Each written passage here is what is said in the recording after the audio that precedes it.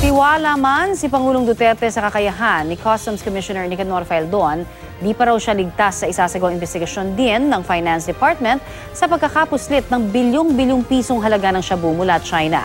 Balitang hatid ni Trisha Zafra. We discussed the drug issues, and then after that, he gave me instructions by saying that I trust you, Nick, and my marching orders is for you to continue to serve this country well.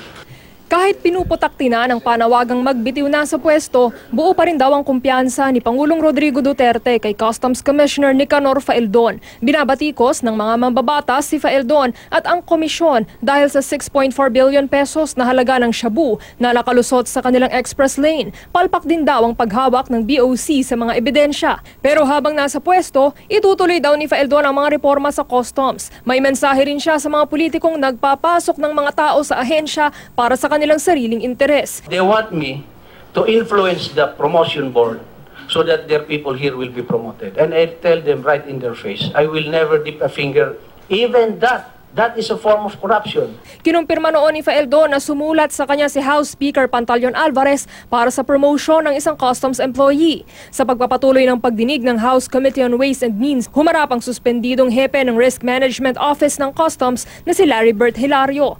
Kwento ni Hilario, nagduda siya sa entries ng customs broker ukol sa shipment ng EMT Trading kung saan nadiskubre ang mga shabu. Hindi raw umaksyon ang Import Assessment Services na pinamumunuan ni Director Milo Maestre Campo. Kahit inalerto na niya ito sa kaduda-dudang kontrabando, bagay na itinanggi ni Maestre Campo. Sabi pa ni Hilario, nasuspindi siya dahil sa kaso nang hindi napakikinggan ni Faeldon ang kanyang panig. Akala ko, sir, nag-usap po kayo at binerbal na. So, nung nag-usap po kayo at sinabihan niyo siya na suspended siya? Yes, sir. Hindi niyo pinakinggan kung ano nangyari po?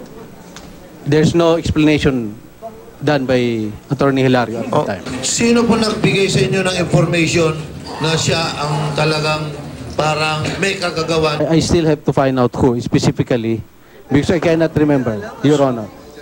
Because he's the head, that's why, and he's the only one who has access, that is the briefing to me of that system, and he's the only one who has access in encoding the TINs to the numbers, to the names of new importers.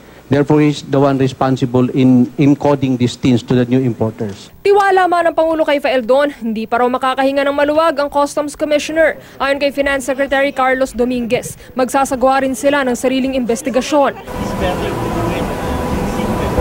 Naglabas na ng Immigration Lookout Bulletin Order ang Department of Justice laban sa mga sangkot sa pagpupuslit ng mahigit 6 na bilyong pisong shabu mula China. Kasama sa mga nasa Lookout Bulletin, sina Richard Tan alias Richard Chen, may-ari ng warehouse sa Valenzuela kung saan nasabat ang mahigit 600 kilo ng shabu. Nasa lookout din si Fidel D na umano'y consignee at caretaker ng kontrabando at ang mga Taiwanese na rumirenta sa warehouse. Kasama rin ang 3 persons of interest, ang private customs broker na si Mark Ruben Taguba, si Kenneth Dong na umano'y middleman ni Tan at ang hepe ng BOC Risk Management Office na si Larry Bert Hilario.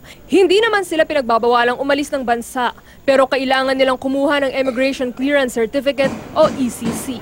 Trisha Zafra, GMA News.